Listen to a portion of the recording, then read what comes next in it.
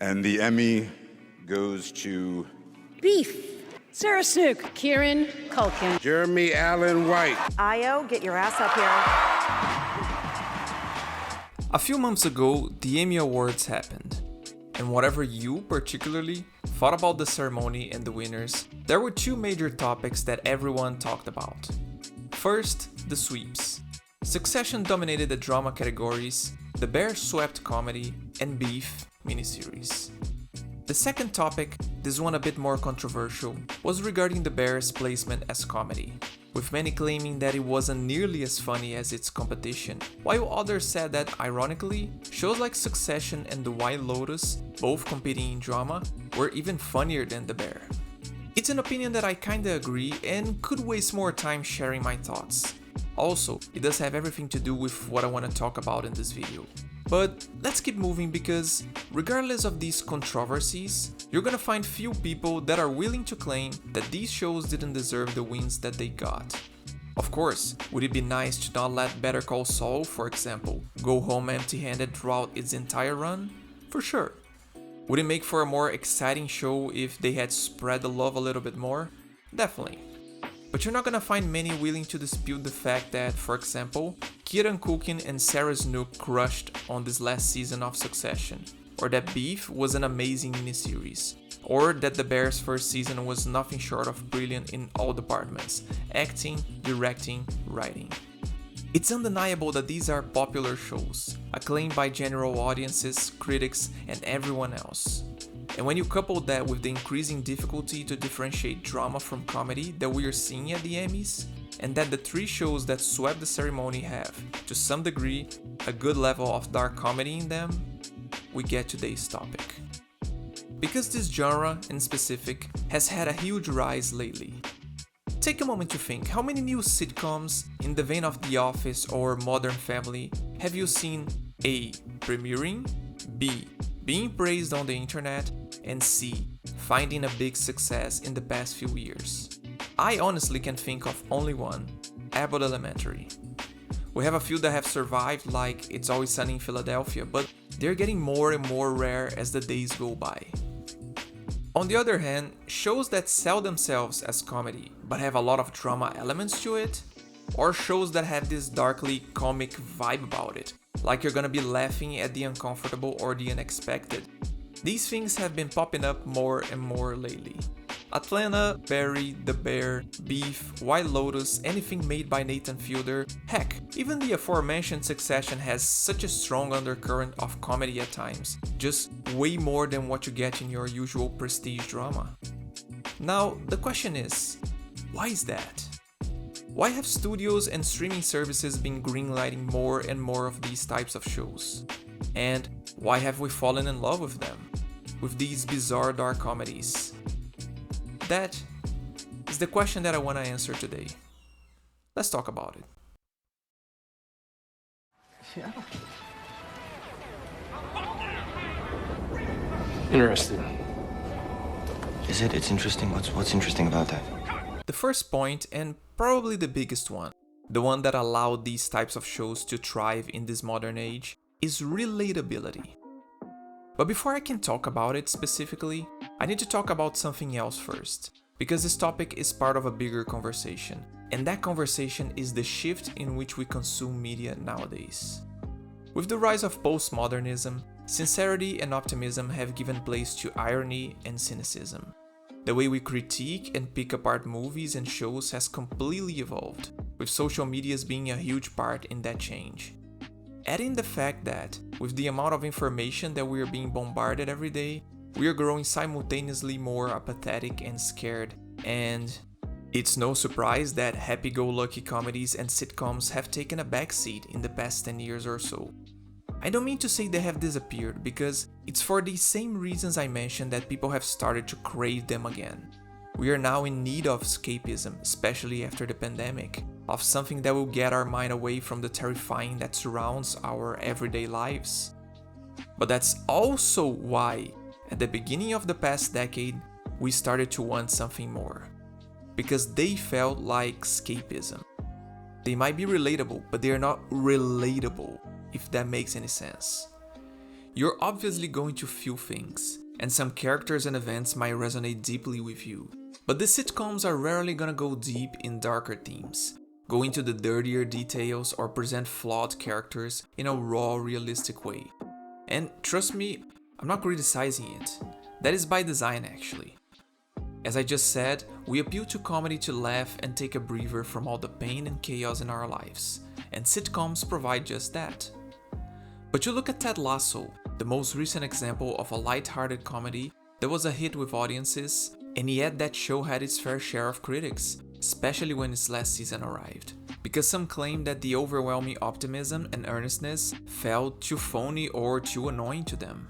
And this is considering the fact that even this show couldn't keep the positivism for too long, and had to eventually delve into more serious topics. Because, once again, audiences for some time have been wanting more complexity to their comedies. And then, in comes a show like The Bear.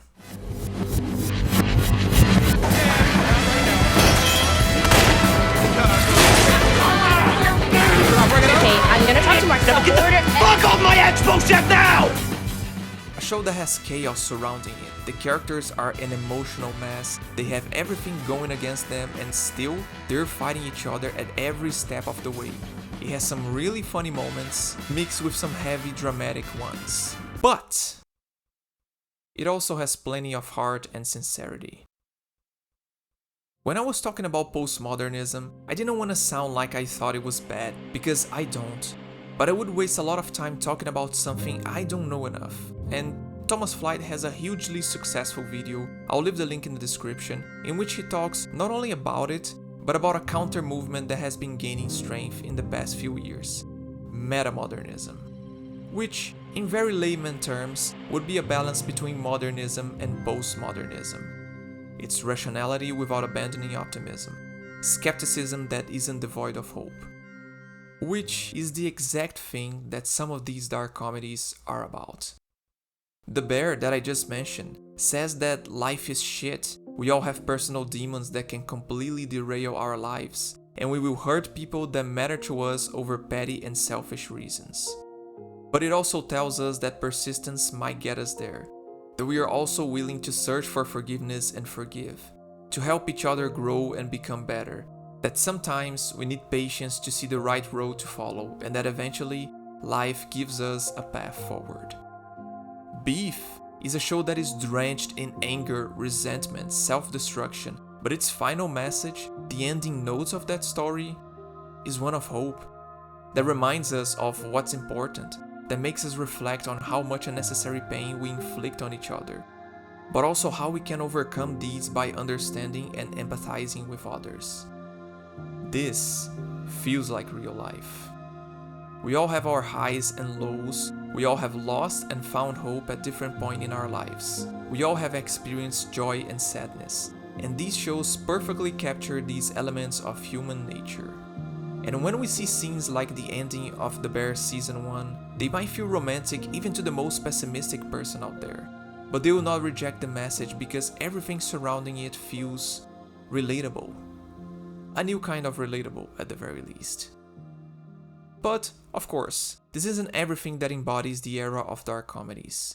Shows like Atlanta or Barry go on the opposite way, becoming more and more nihilistic as they go on. But they also have a different point that feels like new ground for audiences and gives them something they never had before, and that is... You did the car. Ronnie? The juxtaposition or a confusion of what's real and what's not. Breaking what we know of reality to make a point. This is something that the dark comedies of today have progressively leaned into, and Atlanta feels like the trailblazer in this regard. From weird parties with strange people, to a young kid doing whiteface and Justin Bieber, the show has become a landmark of surrealism, with many sequences and moments that have time and time again taken the audience aback. And we embrace it because, well, we weren't used to seeing much of it in television. It's a type of storytelling device that can surprise us, because when reality is broken, you literally don't know what to expect next. It allows us to drop our guards and just come along for the ride, going to places that traditional storytelling wouldn't usually be able to reach. At least, not as straightforward as we see in these shows. But if the use of surrealism was just done for shits and giggles, nothing more than a wild ride, it would feel empty after a while. Style over substance. So it's reassuring to notice that, just like Atlanta, many of the best dark comedies have used it as a form of developing its messages or themes, delivering insightful commentary, or revealing character. In Barry, for example, when our protagonist starts to hallucinate during a certain sequence in Season 3, it isn't just done as an exercise in directing by Bill Hader, but also serves to reveal Barry's guilt, the people that he has murdered along the way, and the people he fears will suffer the same fate. When we see Carmi's nightmare in The Bear, it's not just a crazy trip of sorts, but a revelation into his psyche, why he's so insecure and how he has processed some of the traumas from his past. And even when a surrealist event is confusing to the point that everyone has a different interpretation, like the kid in Atlanta, you can still see that there was a point to be made there, with the discussion that follows being a part of it. I could keep going on with examples, but I believe the point is simple. These shows have employed, again and again, surrealism that not only we didn't have in TV before, but one with a focus on characters, themes, and story. Surrealism with a purpose.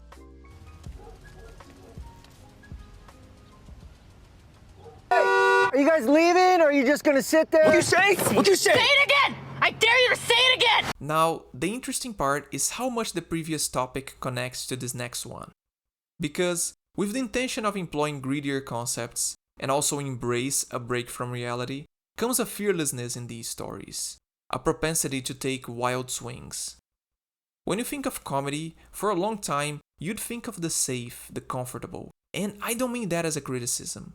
We all need something that is like chicken soup for our soul, where we're not gonna be challenged and we can go to whenever we wanna just relax. But with dark comedies, there has been an increasing tendency to go bold, to push boundaries in storytelling and take risks that sitcoms, heck, even prestige dramas wouldn't take. This is a point that unfortunately I can't go deep without mentioning spoilers, so I'll try to keep it vague. But you look at how, for example, Barry continuously flips the table at the end of each season by having some insane events that aren't simple plot twists, but things that keep challenging your sympathies for every character, but especially the protagonists, all in order to move the plot forward. Some of the stuff that Barry does in this show would really freak out some producers and showrunners. After all, why would you make the audience hate your main character? This is like setting up the show for failure. But by taking risks, not only the story manages to feel unpredictable and exciting throughout its entire run, but it also uses these big swings as a way to expose its main thesis, to deepen its themes in ways that other shows wouldn't be able to. Of course, it doesn't mean it will always work out. Atlanta, in its third season, took a risk regarding the point of view of the story, using many of its episodes to explore separate subplots with completely new characters, almost like an anthology series of sorts, a gamble that had varying degrees of success with the audience. But just the fact that the show had the guts to go wild and innovate on its format is impressive, and it allowed for the existence of haunting stuff like Three Slaps, the season's premiere and arguably one of Atlanta's best episodes. On the other side, there are times in which these wild swings can definitely pay off. The Bear, when moving to its second season, chose to slow down, cutting away from the chaotic kitchen that made it famous and sending each character on their own personal journey. This allowed the show to not only go deeper into each one of them in fresh and interesting ways, but also dropped our guard completely when a specific episode comes in, blasting away with our expectations and showing that the Bear can be good at anything, be it creating chaos in kitchens and family gatherings, or telling intimate, character-focused drama. These risks are a huge part as to why dark comedies succeed and feel so compelling. Without them, they would be, as David Lynch, as John Ford in The Fabelmans would say, boring as shit.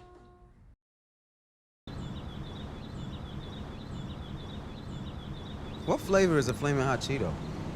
Hot.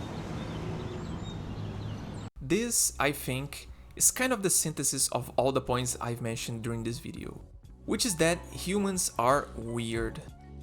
We might have a strong moral compass, and we will still laugh at uncomfortable situations, we will be interested in tragedy, and we are willing to put ourselves through varying degrees of tension and call it entertainment. Let me be clear, I'm not passing judgment on anything I'm saying, I'm just stating things as they are. We humans are strange, we are complex, and we cannot be defined by an algorithm or an ideology, because we are willing to change our minds and sometimes even contradict ourselves. But the funny thing is that, by ditching storytelling norms of what comedy should be, these shows end up being the closest thing to reflect the human experience. We might hate someone for their status or their character and still empathize with them when they are going through a personal crisis. We might not agree with someone who's clearly a monster and still be completely involved in their story, sometimes even pulling for them to reach their objectives. We might even find someone unbearable, and yet cheer when you see that same person go through a personal arc and find purpose in their lives. These may sound like contradictions, but they are, as I said, a key part of what makes us human. And they are the things that dark comedies do best. We have fun watching Logan Roy spit the most ungodly insults to his cohorts and children. We enjoy seeing drama unfold with rich people on a resort. And by God, we are so entertained at watching two incredibly depressed humans go batshit crazy on each other because it's not only well-written television, it's stories that we feel more connected than usual, because they are as messy as we are. The sadness with hope, the pain with joy, the funny with anger. These juxtapositions don't only make for great TV, but, in a way, they are also what being human is all about. And I think that, in some ways, we enjoy seeing this piece of ourselves on screen. And honestly, I would not have it any other way.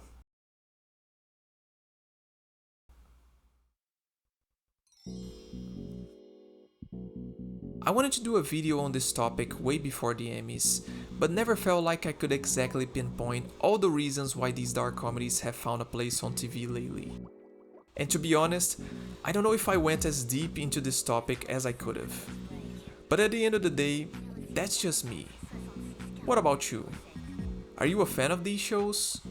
Do you agree with my points and conclusions, or, I don't know, you like surrealism in comedies not because of some deep reason, but just because it's fun?